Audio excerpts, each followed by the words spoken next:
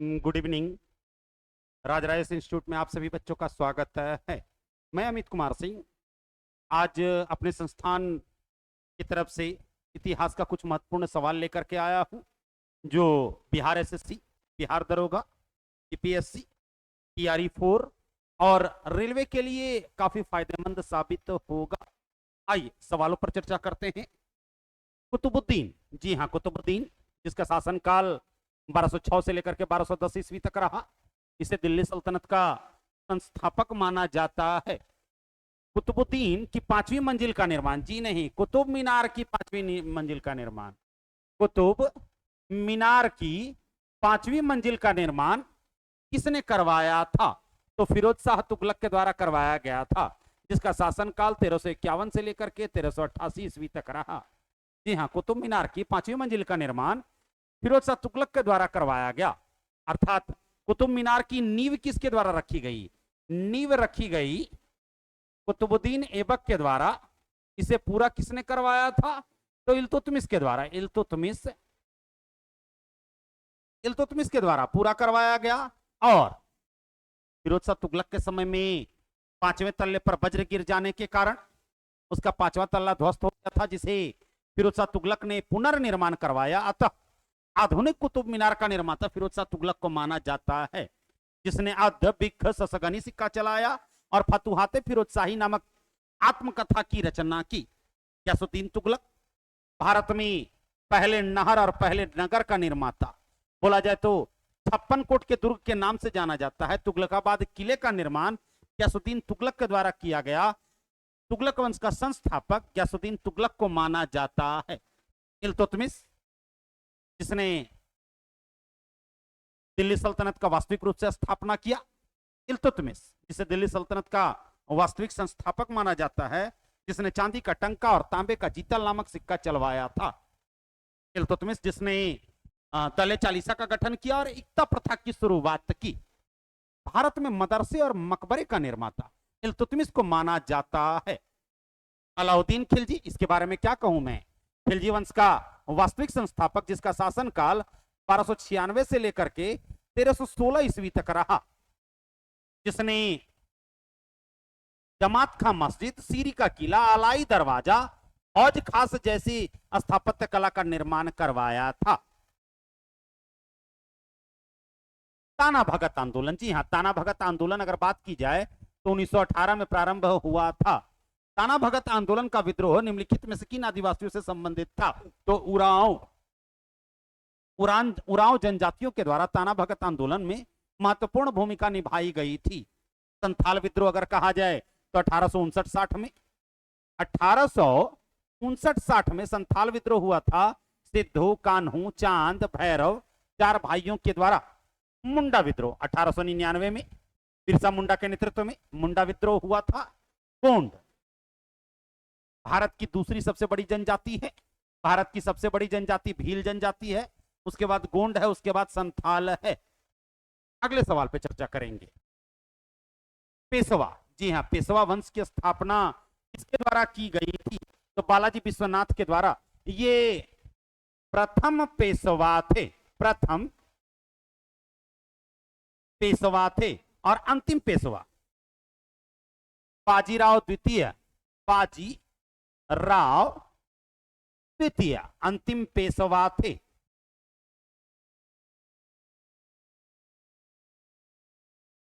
शिवाजी के शासनकाल में अगर कहा जाए तो अष्टदिग्गज की स्थापना की गई। सॉरी, शिवाजी के शासनकाल में अष्टप्रधान की स्थापना की गई। अष्टप्रधान जो थे, कहा जाए तो सीधे से शब्दों में यह शिवाजी के प्रशासन में महत्वपूर्ण भूमिका निभाता था। इसमें सबसे प्रमुख पद जो था पेशवा का था। पेशवा बोले तो प्रधानमंत्री, और इसका जो दफ्तर होता था वो पुणे में होता था, जिसे हुजूर ए दफ्तर के नाम से, हुजूर ए दफ्तर के नाम से जाना जाता था। शिवाजी मराठा राज्य का संस्थापक शिवाजी को माना जाता है। अगले सवाल पर चर्चा करेंगे। जैन और बौद्ध धर्मों में क्या समानताएं थी? जी हां, जैन और बौद्ध धर्मों में क्या समानताएं थी? तो पशु बलि का विरोध, जी हां, पशु बलि का इन्होंने विरोध किया था। 5 नंबर सवाल, पित्तादूरा थी, क्या थी? तो भवनों को सजाने की शैली पित्रादूरा कहकर पुकारा जाता है। पहली बार पित्रादूरा का प्रयोग अगर कहा जाए या संगमरमर का प्रयोग कहा जाए तो एतमा उद्दौला के मकबरे में जहांगीर के शासनकाल में नूरजहां के द्वारा किया गया था। एतमा उद्दौला के मकबरे में, एतमा उद्दौला के मकबरा को ताजमहल का पूर्वगामी कहकर पुकारा जाता है और रबिया दुरानी के मकबरे को ताजमहल का अग्रगामी कहकर पुकारा जाता है। जिस प्रकार एतमुद्दौला का मकबरा बना है उसी तरह ताजमहल भी बना है और उसी तरह रबिया दुरानी का मकबरा जो औरंगजेब के द्वारा निर्मित करवाया गया बना हुआ है। इसीलिए रबिया दुरानी के मकबरे को काला ताज या दक्षिण भारत का ताजमहल या ताजमहल का फूहड़ नमूना कहकर भी पुकारा जाता है। अगले सवाल पर चर्चा करेंगे। निम्नलिखित में से कौन सा 9वीं शताब्दी के मंदिर स्थापत्य कला का हिस्सा था? निम्नलिखित में से कौन सा 9वीं शताब्दी के मंदिर स्थापत्य कला का हिस्सा था? तो आंसर हो जाएगा रंगशाला, नृत्य प्रस्तुत करने की जगह। यह 9वीं शताब्दी में स्थापत्य कला का महत्वपूर्ण हिस्सा था। 7 नंबर सवाल, ब्रिटिश सरकार द्वारा 1857 में निम्नलिखित में से कौन से 3 विश्वविद्यालय की स्थापना की गई? तो कलकत्ता, मद्रास और बंबई में लॉर्ड कैनिंग के शासन काल में। कैनिंग का शासन काल अगर बात की जाए तो 1856 से लेकर के 1862 ईस्वी तक रहा। इन्हीं के समय में अगर कहा जाए तो संथाल विद्रोह हुआ था 1855-56 में और 1857 की क्रांति भी हुई थी। 1857 की क्रांति भी हुई थी धन सिंह कोतवाल के नेतृत्व में। 10 मई 1857 ईस्वी को मेरठ से 1857 की क्रांति होती है जिसका प्रतीक चिन्ह कमल और रोटी को माना गया है। 8 नंबर सवाल पे चर्चा करेंगे हम लोग। 12वीं शताब्दी में कीरा मुखियाओं ने जिस क्षेत्र पर शासन किया वह वर्तमान में कहां स्थित है? तो छत्तीसगढ़ में। जी हां, छत्तीसगढ़ के पहाड़ी इलाके में कीरा मुखियाओं के द्वारा, ये मूल रूप से आदिवासी बहुल क्षेत्र है, तो कीरा मुखियाओं के द्वारा शासन किया गया था। 9 नंबर सवाल, निम्नलिखित में से कौन सा राज्यों का संयोजन विभाजन संघर्ष में शामिल था? तो पाल, प्रतिहार और राष्ट्रकूट। जी हां, त्रिपक्षीय संघर्ष की बात। इसमें राष्ट्रकूट की बात करेंगे। एकमात्र ऐसा राजवंश जो दक्षिण भारत का होते हुए भी उत्तर भारत की राजनीति में दखल देता है। त्रिपक्षीय संघर्ष में अंतिम रूप से सफलता गुर्जर प्रतिहार राजवंश को मिली थी। 10 नंबर सवाल, आदि शंकराचार्य। जी हां, इनका जन्म 788 ईस्वी में केरल के कलादी गांव में हुआ था। उपनिषद पर भाष्य लिखने का काम, कुल 13 उपनिषदों पर टीका लिखने का काम शंकराचार्य के द्वारा किया गया था। आदि शंकराचार्य द्वारा स्थापित 4 मठ हैं। कौन कौन? तो जोशी मठ, द्वारका, पुरी और श्रृंगेरी। जोशी मठ, द्वारका, पुरी और श्रृंगेरी। अगले सवाल पे चर्चा करेंगे। 11 नंबर सवाल, सोजे वतन पुस्तक के लेखक कौन हैं? तो सोजे वतन के लेखक प्रेमचंद। इन्होंने गोदान, गबन, कर्मभूमि, रंगभूमि, नमक का दरोगा, बड़े घर की बेटी जैसी पुस्तकों की रचना की। इनके द्वारा 1936 ईस्वी में लखनऊ में कहा जाए तो एक महत्वपूर्ण संस्था की भी स्थापना की गई, प्रगतिशील लेखक संघ। प्रगतिशील लेखक संघ की स्थापना प्रेमचंद के द्वारा की गई थी।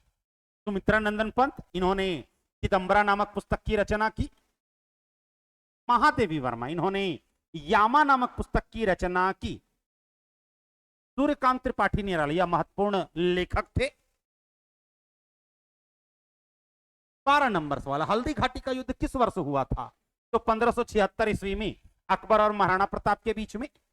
अकबर और महाराणा प्रताप के बीच में हल्दी घाटी का युद्ध हुआ था। इतिहास का प्रथम ऐसा युद्ध था जहां मुस्लिम राजा की तरफ से हिंदू सेनापति मान सिंह युद्ध कर रहा था, वहीं हिंदू राजा की तरफ से आजम खां युद्ध कर रहा था। 13 नंबर सवाल, हुमायूं नामा के लेखक कौन है? तो हुमायूं नामा के लेखक गुलबदन बेगम, जिसमें हुमायूं का जीवन चरित्र वर्णित है। आपके बी नंबर ऑप्शन में जहां आरा की चर्चा है। जी हां, जिन्होंने आगरा में जामा मस्जिद का निर्माण करवाया था, जहां आरा, जिसने मकफी नामा के नाम से, मकफी नामा के नाम से कविता संग्रह लिखना प्रारंभ किया था। अगले सवाल पे चर्चा करेंगे। 14 नंबर सवाल, पानीपत की तीसरी लड़ाई में मराठों को हराया था किसने? अफगानों ने। पानीपत का 3 युद्ध हुआ था। 1526 बाबर और इब्राहिम लोदी के बीच में, 1556 अकबर और हेमू के बीच में, और 1761 अहमद शाह अब्दाली और मराठों के बीच में यह युद्ध हुआ था, जिसमें मराठों का सेनापति सरदार शिवराव भाऊ था। हरी कत्लेआम मचाने के कारण अहमद शाह अब्दाली को दुर्रे दुर्राट कहकर पुकारा गया है। 15 नंबर सवाल, महमूद गजनवी। जी हां, महमूद गजनवी के साथ भारत आने वाला प्रसिद्ध इतिहासकार कौन था? तो अल बरूनी, जिन्होंने तहकीकाते हिंद या किताबुल हिंद नामक पुस्तक की रचना की। इब्न बतूता मोरक्को यात्री था, मोहम्मद बिन तुगलक के दरबार में आया था, जिसने रेहला नामक पुस्तक की रचना की। रेहला को सफरनामा के नाम से भी जाना जाता है। फरिश्ता, जिन्होंने यह इल्तुतमिश के दरबार में रहते थे, जिन्होंने तारीख फरिश्ता नामक पुस्तक की रचना की। तारीख फरिश्ता को गुलशन इब्राहिमी के नाम से, तारीख फरिश्ता को गुलशन ए इब्राहिमी के नाम से जाना जाता है। अफीफ, जी हां, तारीख फिरोज शाही की रचना शमसे सिराज अफीफ के द्वारा की गई थी। यह फिरोज शाह तुगलक के दरबार में रहते थे। फिरोज शाह तुगलक के दरबार में 2 प्रसिद्ध विद्वान रहते थे, शमसे सिराज अफीफ और जियाउद्दीन बरनी। जहां फतुहाते फिरोज शाही की रचना फिरोज शाह तुगलक के द्वारा की गई, जो उनकी आत्मकथा थी, वहीं तारीख फिरोज शाही की रचना बरनी और अफीफ के द्वारा की गई थी। जहां बरनी की तारीख फिरोज शाही बलबन से लेकर के फिरोज शाह तुगलक तक के प्रशासन की जानकारी देता है, प्रशासन की जानकारी देता है, वहीं शमसे सिराज अफीफ की तारीख फिरोज शाही, उसमें तुगलक कालीन धार्मिक कानूनों का संग्रह मिलता है। तो कुल 15 सवाल हुए। आज के लिए इतना ही। धन्यवाद।